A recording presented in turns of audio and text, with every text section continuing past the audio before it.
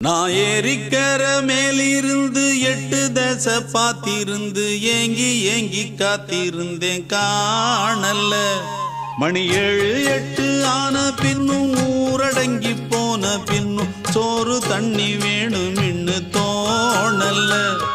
என் தெம்மாங்கு பாட்டை கேட்டு தென்காத்து ஓடி வந்து தூதாக போக வேணும் அக்கறையில். நான் உண்டான ஆசைகளை சொல்லாம பூட்டி வச்சு உள்ளார வாடுறேனே இக்கரையில. நான் ஏரிக்கர மேலிருந்து 8 தசை பாத்திருந்து ஏங்கி ஏங்கி காத்திருந்தேன் காணல்ல. மணி 7 8 ஆன